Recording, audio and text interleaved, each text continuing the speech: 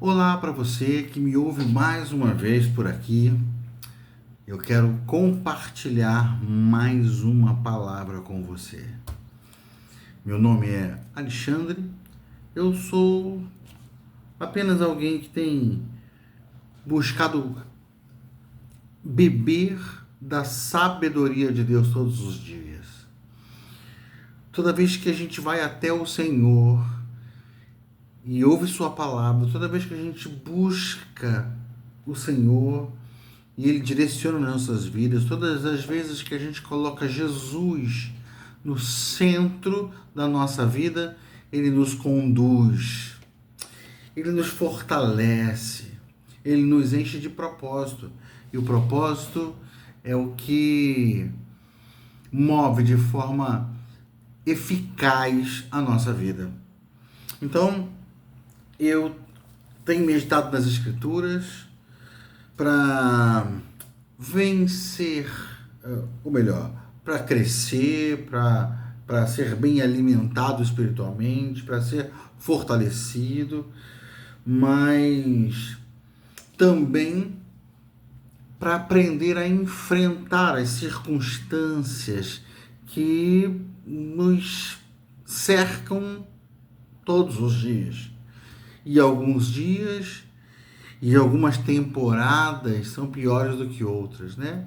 Há fases mais tranquilas na vida, mas há temporadas de inverno, temporadas difíceis, temporadas de poucas respostas, temporadas de pouco vento, às vezes de muito vento, né? Mas eu quero dizer de pouco vento e muito calor, né? Enfim, a palavra tem me fortalecido e eu tenho uma palavra hoje para compartilhar com você, seguindo a proposta das últimas palavras que eu coloquei no meu canal, todas se movendo ou girando, né, em torno dessa temática de como encontrar fontes no deserto, como fazer do deserto um lugar de fontes, ou seja, como transformar o deserto num lugar de enriquecimento, num lugar de bênção, num lugar onde a alma prospera. Porque às vezes a gente fica com o interior em frangalhos, né? Às vezes a gente dá até um jeito de ir resistindo e empurrando as coisas de qualquer jeito, empurrando a vida com a barriga, né? Mas como a gente consegue fazer a alma prosperar? Qual é o segredo, por exemplo, de Paulo, que está na prisão, mas encorajando os filipenses a se alegrarem no Senhor, encorajando os filipenses a encontrarem no Senhor essa fonte de alegria que renova o íntimo deles. Qual é o segredo de Paulo? Ele mesmo é quem diz assim: eu aprendi a viver contente em toda e qualquer situação. Sei passar por honra e por desonra, sei passar por fartura, por necessidade. Qual é o desafio, qual é o segredo, na verdade, de alguém como Paulo, né? Então, como a gente encontra fonte no deserto, como a gente transforma os momentos desafiadores, difíceis, em uma fonte de enriquecimento para a alma, de alegria. Como que a gente faz isso? Bom, tem um texto que eu quero compartilhar com vocês, que está lá em Hebreus, no capítulo 6, que traz para a gente uma expressão muito poderosa, muito interessante, que fala sobre a âncora da alma. Qual é a âncora da alma? Então eu quero ler para vocês em Hebreus 6, a partir do verso 13. Lembrando que eu estou fazendo esses vídeos com base na versão Nova Bíblia Viva. A versão em que eu li as escrituras aí no ano passado, no 2025, e eu gosto de ficar fazendo a leitura da Bíblia em versões diferentes. Então, eu fiz a leitura nessa versão, gostei de muitas coisas, né? Não é a versão que eu ficaria usando para pregar normalmente, onde eu fosse pregar, mas aqui eu quero trabalhar a meditação em cima dessa versão, podendo lançar a mão aí de alguma outra versão para algum esclarecimento, algum texto específico. Mas vamos lá.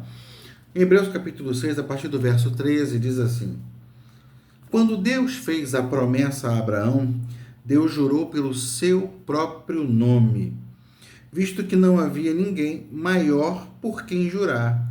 Ele disse a Abraão: Eu prometo abençoar você constantemente, lhe darei um filho e o farei pai de uma grande nação. Abraão, então, esperou com paciência até que finalmente Deus lhe deu um filho, Isaque, tal como havia prometido. Quando o homem faz um juramento, está jurando por alguém maior do que ele próprio. O juramento confirma o que foi dito e esse juramento termina com toda a discussão sobre o assunto. Resolveu o assunto como diz: eu juro para você. Juro, lembra que a gente usava muito, quando na minha infância era muito comum alguém falar assim: juro pela minha mãe mortinha. Coitada da mãe, né? Ai, meu Deus. Mas o pessoal usava essas expressões, né? Para encerrar com o assunto. Bom, você jurou, né? Então agora você assinou embaixo, né?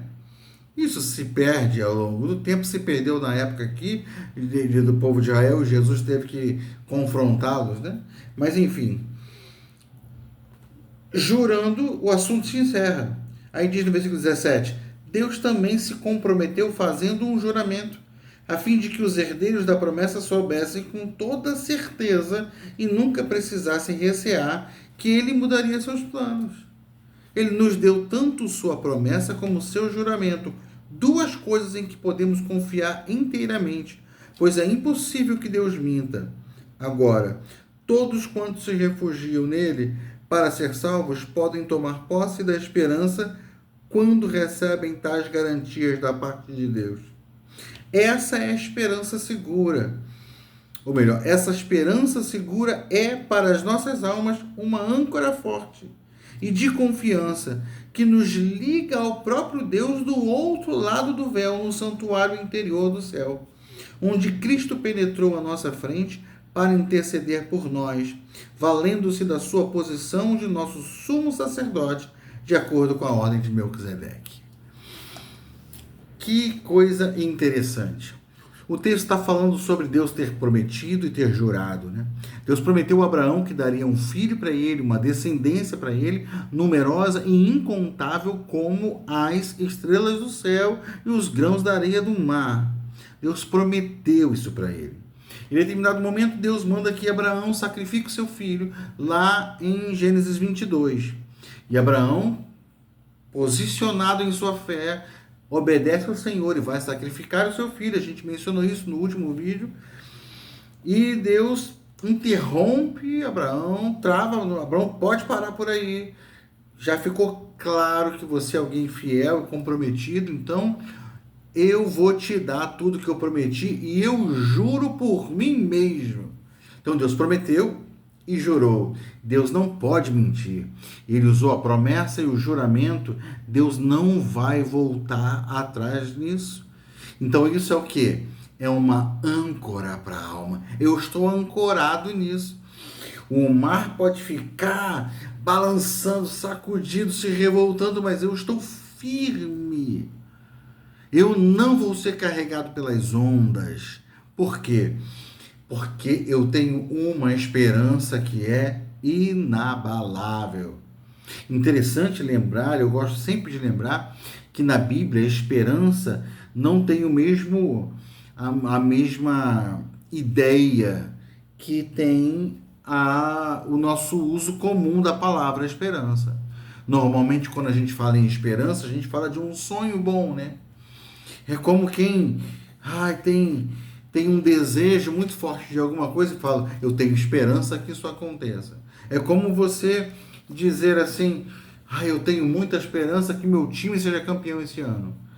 Você não tem nada em que se apoiar efetivamente. Você pode até, o time pode ter bons jogadores, pode estar numa boa fase, mas nem todos os fatores favoráveis podem trazer para você a certeza de que vai dar certo.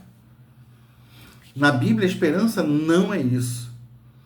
Esperança é certeza. A gente sabe que tudo pode acontecer numa gravidez, mas normalmente a chegada do filho é certa. É uma esperança que você tem em alguma coisa, uma esperança que a mãe tem em alguma coisa que é real para ela, está dentro dela. Aquilo ali não é só um pensamento bom, um sonho bom. Já é uma realidade, ela ainda não viu, ainda não tocou. Mas é a realidade para ela, ela está esperando alguma coisa que é real. A nossa esperança está na volta de Cristo, por exemplo. A volta de Cristo é algo real, vai acontecer. Não é como seria bom se ele voltasse e mudasse tudo. Como seria bom se ele voltasse e viesse governar sobre todas as coisas. Não, né? Como seria bom? Ele voltará e reinará para todo sempre. O seu reino, o seu governo não tem fim. Então, esperança na Bíblia é efetivamente esperar alguma coisa que você tem certeza que está vindo. Por que o autor de Hebreus está falando isso? E aí eu quero dar um contexto para vocês de Hebreus, né? O autor de Hebreus está encorajando o povo hebreu. Ele está escrevendo aos hebreus, o povo hebreu, a perseverança. É muito provável que a tribulação que os cristãos estavam passando, todo aquele cenário de perseguição, de morte de cristãos, de prisão de cristãos, sabe? Todo aquele cenário complicado, difícil. É provável que esse cenário estivesse levando pessoas a voltar para o judaísmo, deixar Jesus em algum canto da sua vida, do seu coração, mas voltar para o judaísmo, que aí talvez eles cessassem a perseguição sobre eles, né? Talvez aqueles que estavam prendendo cristãos e matando cristãos, talvez eles perdessem, tivesse a sua fúria diminuída, né? Ou cessada contra aqueles que, não, eu sou judeu e vou voltar às práticas do judaísmo. Então o autor de Hebreus fala assim, não dá, não tem para onde voltar, agora é só Jesus, no nosso olhar, na mira, só Jesus, a gente não tem como voltar, porque aquele tempo passou, e Jesus cumpre tudo e supera tudo. Jesus é superior aos anjos. Jesus é superior a Moisés. E isso no contexto judaico é muito emblemático, é muito forte. É um fundamento muito sério, né? Os anjos, o ministério dos anjos, entregando palavras e intermediando processos ali. Na história do povo de Israel, atribuiu glória àqueles momentos, a presença de anjos, a intervenção de anjos. Então, todo esse processo da aliança antiga foi muito cercada por movimentação angelical. E aí, o autor de Hebreus está falando assim, ele é superior aos anjos. Ele também é superior a Moisés. Um elemento fundamental na história do povo, o grande legislador do povo de Israel, aquele que conduziu Israel pelos momentos mais marcantes da sua história. Ele é superior a Moisés, ele é superior a Arão, ao sacerdócio, ele é superior à aliança que Jesus fez, é superior à aliança que existia antes. Então não tem sentido, não só não vale a pena, não tem sentido voltar atrás. Voltar atrás não significa Não é uma opção, porque voltar atrás é igual a abandonar Jesus. Não dá para você levar Jesus na sua vida e encaixar Jesus naquele judaísmo velho, naquelas leis velhas. Não dá para fazer isso. Não dá. Jesus assumiu o controle. Agora todas as coisas convergem nele. Todas as coisas são dele, por ele e para ele. Então, mesmo diante de muito sofrimento, ou de todo sofrimento imaginável, possível, retroceder não é uma opção. E mesmo que se consiga fugir da terrível tribulação que está nos acometendo aí, que está se levantando contra nós, mesmo que se consiga fugir disso agora, porque voltei ao judaísmo, eu perco o quê? Eu perco a entrada no descanso. Não vale a pena. O prejuízo é muito grande. Eu perco a entrada no descanso. Eu não estou nem entrando em questões de perda de salvação, mas só para considerar que não tem como voltar atrás, não tem como retroceder. Mas como se enfrenta o medo? Como se enfrenta o medo de que as ameaças se concretizem e o sofrimento bata a porta? Como? Como eu lido com medo? A Bíblia vai falar para mim assim, não temas. Mas como não ter medo quando eu não tenho certeza? Por quê? O que vai acontecer amanhã? Será que os meus algozes vão bater na porta, vão me encontrar e eu serei levado preso? Será que amanhã é o dia do meu enforcamento? Será que amanhã é o dia da minha decapitação? Será que amanhã é o dia em que eu serei queimado vivo? Como não ter medo se eu não tenho certeza? Essa é uma questão importante. Essa é uma questão importante, porque a Bíblia fala para a gente o tempo todo, não tenha medo, não tenha medo, não tenha medo, não tenha medo. No entanto, como não ter medo se eu não tenho certeza do que pode acontecer comigo amanhã? Agora eu quero fazer uma pergunta sobre a certeza. Como eu não tenho certeza se eu tenho promessas de Deus? Como eu não tenho certeza se a palavra diz para mim assim, todas as coisas cooperam para o bem daqueles que amam a Deus e que são chamados segundo o seu propósito, Romanos 8, 28. Como que eu não tenho certeza se eu tenho essa palavra dizendo isso para mim? O problema é que a gente acha que Deus está comprometido com os nossos sonhos. E eu preciso falar para você, Deus não está comprometido com os seus sonhos. Deus realizou os sonhos que ele fez José sonhar, mas certamente totalmente na contramão do que José de fato sonhou. Então, o bem de Deus não tem compromisso com os teus sonhos. O bem de Deus tem compromisso com os propósitos dele. Ele te dá uma paz, mas não como o mundo dá. E a gente está correndo atrás da paz que o mundo dá. A gente está correndo atrás da paz que vem da solução dos nossos problemas. Então, quais são as certezas que eu quero ter? O nosso conceito de bem de Deus sempre está relacionado ao fim do que nos incomoda.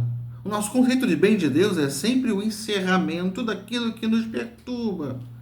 É o fim da tribulação. Sempre a gente associa, todos nós associamos o bem de Deus ao fim das nossas encrencas, ao fim das nossas tribulações.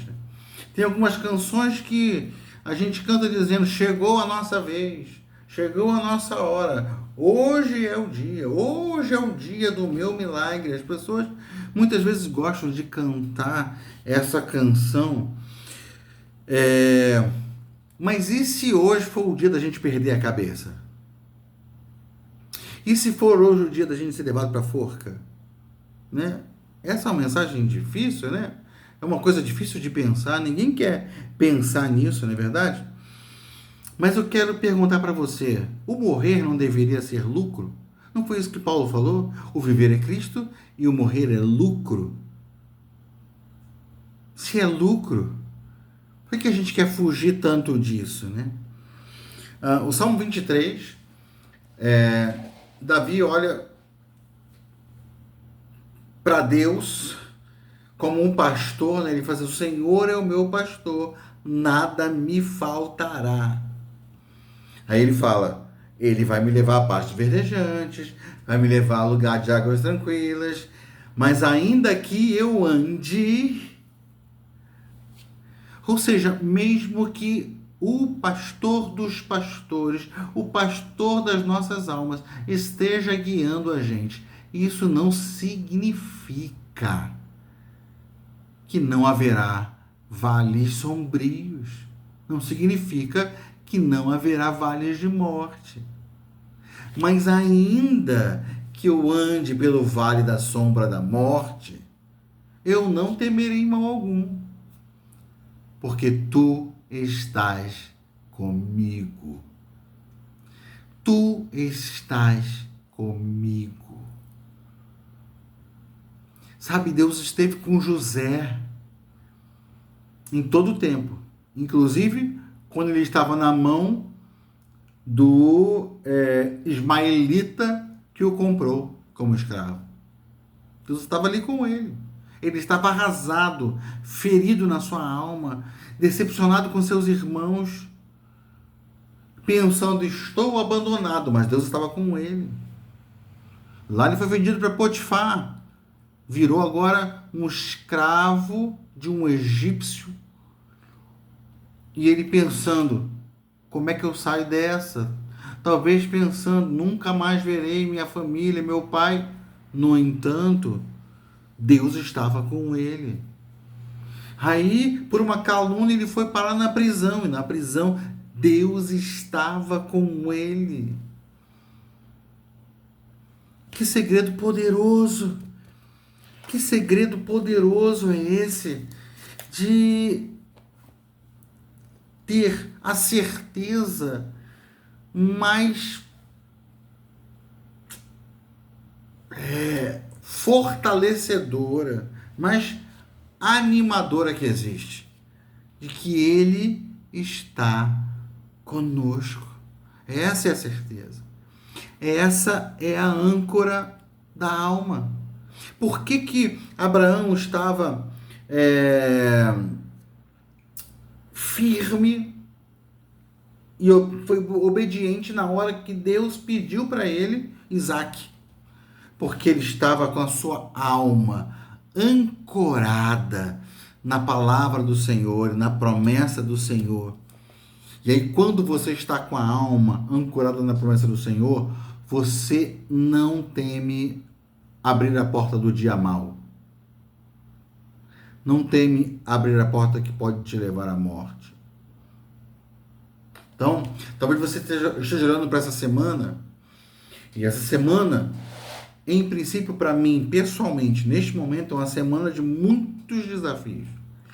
Uma semana muito desafiadora. Eu não tenho ferramentas e recursos suficientes para resolver essa semana na minha vida. Como é que eu abro a porta da segunda-feira? Com medo do que eu vou enfrentar? Ou com a certeza de que, ainda que eu precise enfrentar dias maus, Ele estará comigo? E de alguma forma eu estarei no lugar que preciso estar. A cadeia onde José estava não era um erro do caminho. A cadeia onde José estava era o lugar que ele precisava estar, porque ele precisava estar ali quando o copeiro e o padeiro fossem mandados para lá e ele interpretasse o sonho. Ainda ficou 2 anos ali esperando ser lembrado, até que Faraó tem um sonho. E aí o copeiro lembra dele, ele é trazido, ele é levado à presença de Faraó, e aí vive um desfecho muito bom, e nem todos os desfechos são tão bons assim. Não é verdade?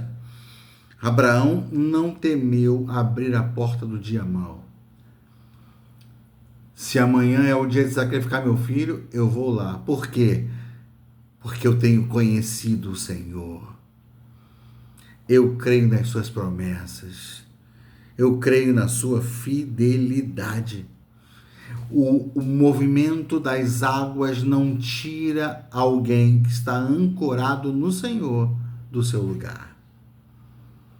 Nem o mar mais revoltado. Eu lembro também de Caleb, e numa dessas palavras que tem aí no canal eu também lembro, falei de Caleb, mas eu lembro de Caleb, o texto que fala sobre Caleb, lá em Josué 14, vou ler aqui em outra versão. Josué 14 fala assim, a partir do verso 6.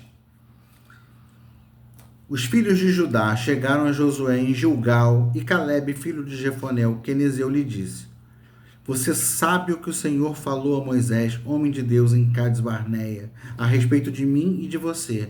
Eu tinha 40 anos quando Moisés, servo do Senhor, me enviou de Cades Barneia para espiar a terra. Eu lhe relatei o que estava no meu coração. Os meus irmãos que tinham ido comigo amedrontaram o povo, mas eu perseverei em seguir o Senhor meu Deus. Então Moisés naquele dia jurou, dizendo: Certamente a terra em que você pôs o pé será sua e de seus filhos em herança perpétua, pois você perseverou em seguir o Senhor meu Deus. E agora eis que o Senhor me conservou com vida, como prometeu. 45 anos se passaram desde que o Senhor falou essas palavras a Moisés, quando Israel ainda andava no deserto. E agora eis que estou com 85 anos. Estou tão forte hoje como no dia em que Moisés me enviou. A força que eu tinha naquele dia, eu ainda tenho agora, tanto para combater na guerra como para fazer o que for necessário. Algumas versões dizem, tanto para entrar na guerra quanto para sair dela. Isso é certeza. Eu estou capacitado hoje, fortalecido, mesmo aos 85 anos, para entrar na guerra. E eu vou sair dela. A guerra não vai me devorar, não vai me destruir. Eu vou sair dessa guerra. Porque eu tenho uma certeza. Porque eu tenho uma promessa específica de Deus. Dê-me agora este monte de que o Senhor falou naquele dia, pois naquele dia você ouviu que lá estavam os anaquins morando em cidades grandes e fortificadas. Se o Senhor Deus estiver comigo, poderei expulsá-los, como ele mesmo prometeu. Então, Caleb, por causa do pecado dos outros, ele estava pronto para entrar na terra prometida quando Deus falou, olha, vai lá, esse é o tempo, mas por causa da rebeldia, da incredulidade do povo, o povo não entrou como um todo, uma geração morreu no deserto e ele esperou todo esse processo. Ele esperou 40 anos. Ao final desses 40 anos, Caleb não está cansado. Caleb não está frustrado. Caleb não está pensando assim, mas o que adianta agora entrar nessa terra? O que eu vou usufruir dela, estando já com 85 anos? Por causa daqueles homens maus, eu perdi tempo, eu perdi tantas situações, eu perdi tantas coisas boas que eu poderia ter vivido. Não, Caleb não está desanimado. Caleb não está sem vigor. Não, Caleb está de alguma forma sobrenatural, renovado. Caleb olha para Josué e fala, Josué, lembra, foi prometido para mim. Moisés prometeu. Então eu criei no Senhor e estou esperando até hoje. Estou com 85 anos, mas estou com o meu interior renovado. Paulo diz que o nosso exterior pode se corromper, mas o homem interior, o coração, o interior da gente é renovado de dia em dia. Então, meu irmão, que exemplo Caleb dá para a gente? Ele esteve o tempo todo mirando nas promessas do Senhor, mirando nas palavras do Senhor. E aos 85 anos, ele está tão firme quanto estava há 45 anos atrás. Por quê? Porque no meio do tumulto do deserto, quantas coisas aconteceram no deserto, quantas pragas Deus mandou no deserto por causa do pecado do povo, quantas coisas difíceis. O próprio Moisés foi impedido de entrar na terra prometida porque não suportou lidar com aquele povo tão murmurador, tão reclamador, e agiu em desobediência ao que Deus tinha falado de forma especificamente para ele. Mas Caleb, ele está pronto, capaz e está reivindicando aquilo que foi prometido para ele. Como é que Caleb consegue enfrentar tudo aquilo? Porque, independente dos ventos e das ondas, ele estava ancorado na palavra do Senhor, ancorado na promessa do Senhor. Ah, meu querido, esteja ancorado no Senhor. O texto de Isaías 40, no 30 vai falar assim, Isaías 40, no 30 vai falar assim que os jovens, que são a materialização do vigor, os jovens se cansam, mas aquele que espera no Senhor renova as suas forças. Voa como águia, corre e não se cansa. Que coisa poderosa! É o mesmo que está ancorado no Senhor. É o mesmo que está ancorado no Senhor. Então, meu querido, como é que eu transformo o deserto num lugar de fontes? É quando eu entendo que seja no monte ou no vale, seja no pior dos desertos ou nos palácios mais luxuosos, o segredo da minha vida está na presença de Deus comigo, em Ele estar comigo. Se Ele estiver comigo, seja qual for o plano dele para este dia, seja o que for que ele permitir que venha a minha vida hoje, é para o bem. E não um bem que se restringe à minha vida, que se limita à minha vida, mas um bem que alcança outras vidas através do que ele faz comigo. José, quando encontrou seus filhos, quando encontrou seus irmãos, depois já no final, quando ele já estava governando o Egito, em que ele podia se vingar dos seus irmãos, ele olha para os seus irmãos e fala assim: não foram vocês que me mandaram para cá, foi Deus que me enviou à frente, adiante de vocês. José ressignificou todas as suas dores, todas as suas tribulações. Ele ressignificou tudo. Por quê? Porque estava ancorado na palavra do Senhor e na promessa do Senhor. Estava olhando tudo de uma perspectiva espiritual. Ele entendeu o propósito dos sofrimentos. Meu querido irmão, que a sua alma esteja ancorada no Senhor, para que você não seja governado por sentimentos, para que você não seja governado pela sua alma, a sua alma que deseja coisas, sonha com coisas, tem medo de situações, de circunstâncias. A sua alma não pode governar você. Então governe ela, lembrando a ela que ela está conectada ao Senhor, que ela depende do que o Senhor, que é o capitão do barco, mandar, do que o Senhor definir. Então esteja ancorado no Senhor. Mas os que esperam no Senhor renovarão as suas forças. Não é quem espera pelo Senhor. Não é quem está, por exemplo, em casa fazendo as suas coisas e torcendo. Será que é hoje que a campainha toca e a bênção chega na minha porta? Não, não espere pelo Senhor. Espere no Senhor. Espere arraigado nele, fortalecido nele, bebendo todos os dias da palavra dele. Esteja com a sua alma ancorada no Senhor. Então, voltando aqui ao texto, para a gente fechar, né? O que está dizendo aqui? Deus fez promessas a Abraão, promessas incríveis. Deus não apenas prometeu, ele jurou por ele mesmo que faria. E isso moveu Abraão a se tornar alguém com uma fé tão marcante que ele acabou por receber o título de pai da fé. Pai da fé dos judeus e pai da fé de todo aquele que crê em Cristo Jesus. E aí ele diz que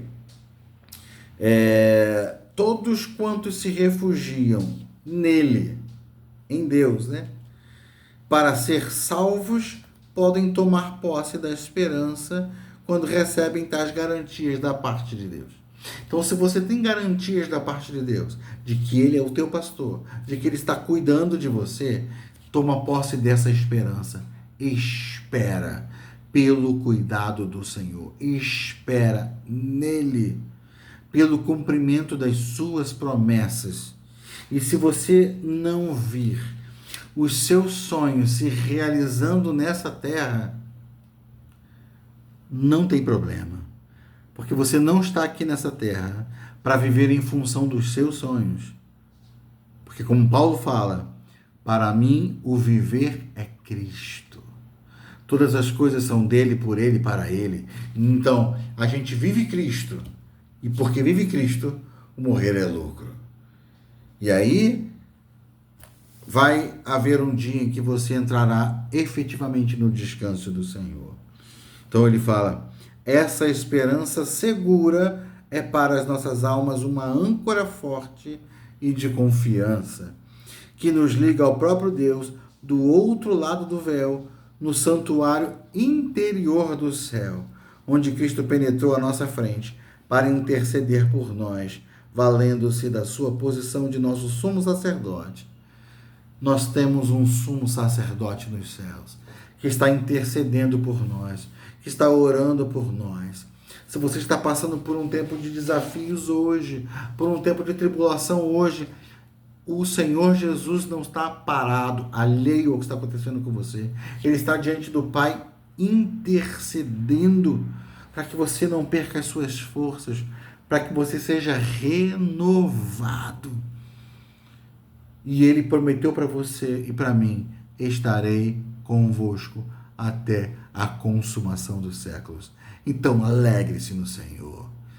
Alegre-se no Senhor. Confie no Senhor e esteja ancorado nele para sempre. Amém? Que Deus abençoe você. Deus abençoe o seu coração. Deus te dê forças e te renove a alegria. É a minha oração pela sua vida, em nome de Jesus. Amém. Deus te abençoe, meu querido.